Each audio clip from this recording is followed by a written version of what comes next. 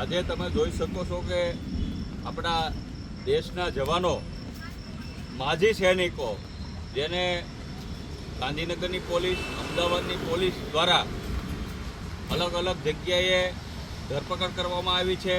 તમે જોઈ શકો છો કે અત્યારે રાતના 9:42 થઈ છે. હજી સુધી માજી સૈનિકોના પ્રમુખ શ્રી નિમાવત સાહેબને પણ છોડવામાં નથી આવ્યા. અમારે કોર કમિટીના માજી સૈનિકના ગઢવી સાહેબ જે છે એને પણ છોડવામાં નથી આવ્યા.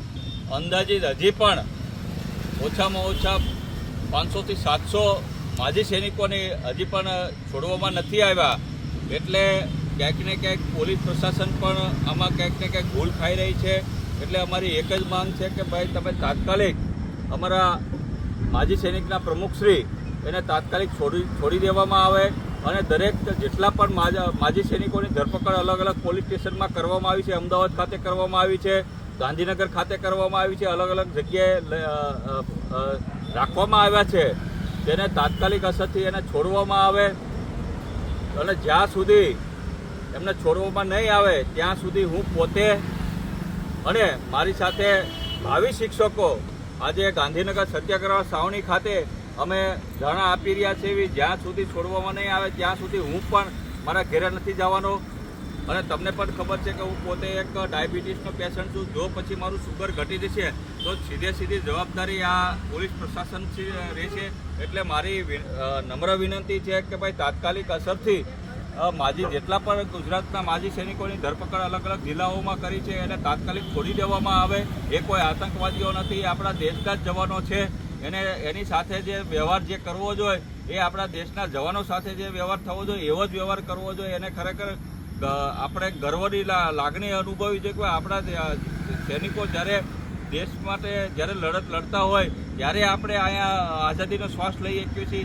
બાકી જો એમની ઉપર આપણે આવી રીતના અત્યાચાર ગુજારશું તો પછી આવનારી પેઢી આપણને માફ નહીં કરે. એટલે પોલીસ પ્રશાસનને પણ વિનંતી કરું છું, સાથોસાથે સરકારને પણ વિનંતી કરું છું. ધારાસભ્ય તરીકે પણ જેટલા પણ આપણા માજી સૈનિકોની ધરપકડ કરવામાં આવી છે એને તાત્કાલિક અસરથી એને છોડી દેવામાં આવે અને એની જે કાંઈ માગણી જે છે એ તાત્કાલિક સરકાર એના ઉપર વિચારણા કરી અને એને તાત્કાલિક અમલ કરવામાં આવે તેવી વિનંતી કરું છું.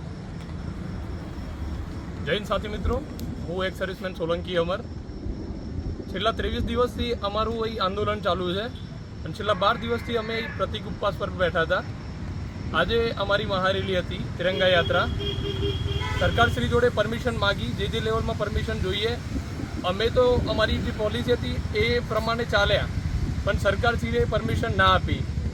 એમને પોતાનો કંઈ સ્વાર્થ દેખાતો હશે યા તો એમની કોઈ નીતિ ખુલ્લી પડે એ ચક્કરમાં સરકારશ્રીએ પોલિસી પરમિશન ના આપી કે શું અમને કંઈ ખબર નહીં.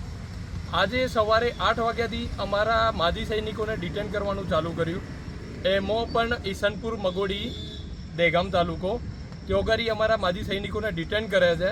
અત્યાર સુધી એમને છોડવામાં નહીં આવ્યા. બીજું કે અમારા પ્રમુખ જીતેન્દ્ર નિમાવત કે જે કયો છે એ અમને ખબર જ નહીં. એમનો મોબાઈલ બસ રિંગ વાગે છે અને સામેથી મોબાઈલ કટ કરી દેવામાં આવે છે. બાકી એમના જોડે અમારો કોઈ કોન્ટેક્ટ નથી. ખબર નહીં ષડયંત્રના રૂપે યા બીજા કંઈ ઇન્ટરેસ્ટથી સરકારે એમના જોડે શું કર્યું અમને અત્યાર સુધી ખ્યાલ નથી. બીજી એ વાત કે અમે આજે અમદાવાદ એરપોર્ટ સર્કલ ઉપર ચક્કાજામ કર્યો. ચક્કાજામ કરવાનો કોઈ ઈરાદો નહોતો, પણ સરકારશ્રીએ અમને ખરેખર ઘૂંટણીએ લાવી દીધા હોય ને એવું લાગે છે.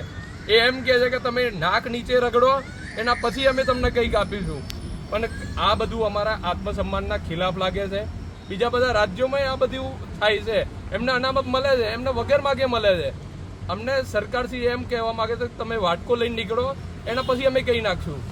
પણ પ્લીઝ રિક્વેસ્ટ છે સરકારશ્રીને, પ્રશાસનને કે આટલું અમારા આત્મસન્માન જોડે ખિલવાડ ના કરો કે અમને ખરેખર ન્યાયતંત્ર અને સરકાર તંત્ર ઉપરથી ભરોસો ઉઠી જાય. Thank you. ઉમેશ સર ખરેખર બહુ સાથ આપી રહ્યા છે. હું એમનો દિલથી માજી સૈનિક સંગઠનના એક સભ્ય તરીકે આભાર માનું છું. Once again thank you sir. જય હિન્દ મિત્રો, અમે અહીંયા સવારે માજી સૈનિકોનું જે આંદોલન 21 દિવસથી ચાલુ છે એમની સાથે જોડાયેલા છીએ અને સવારે જે એ લોકોને ડિટેન કરાય એમાં જો સાથ આપવા માટે અમારા જે શિક્ષકો હતા એમને પણ ડિટેન કરેલા છે. અને જે મુખ્ય સાહેબ છે નિમાવત સાહેબ, એમને તો ખરેખર ક્યાં લઈ ગયા છે એ ખબર નથી. તો અહીંયા બધા એમની રાહ જોઈ રહ્યા છે તો જલ્દીથી એમને છૂટા કરો અને ખરેખર એમની જે માંગણીઓ છે ને એ યોગ્ય છે, કારણ કે દેશના સૈનિક તરીકે એ જે કામગીરી કરે છે, સરહદ પર જે જીવના જોખમે કામગીરી બજાવે છે, તો અહીંયા આપણે આઝાદીથી જીવી શકીએ છીએ. તો ખરેખર એમને આ બધું કરવાનું ના હોય અને એમની માંગણી સત્વરે સ્વીકાર કરવામાં આવે અને યોગ્ય ન્યાય આપવામાં આવે, એ જ અમારી રિક્વેસ્ટ છે. જય હિન્દ, જય ભારત. નમસ્કાર મિત્રો, મારું નામ ધીરજ લેવા છે, હિંમતનગરથી છું.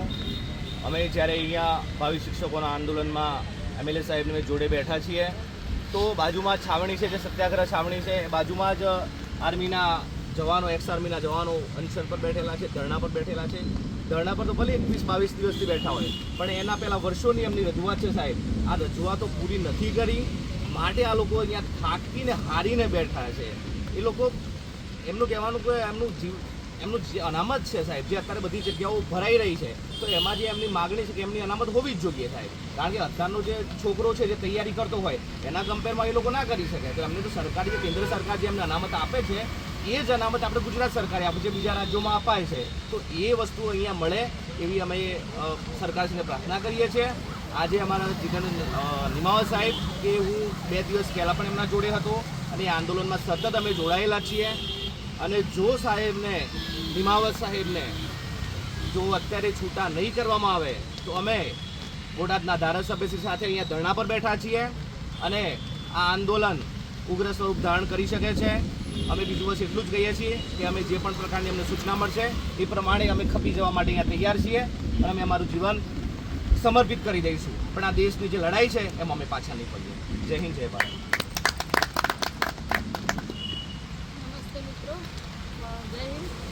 આપ બધા જોઈ રહ્યા છો તો સવારના સાડા 9થી કરીને હવે અત્યારે રાતના 9:30 12 કલાક થયા, તો હજુ આપણા આર્મીના એક્સ આર્મી જવાનો જે સરહદ ઉપર રક્ષા કરે છે એમને 12 કલાક સુધી ડિટેન કરવામાં આવે છે.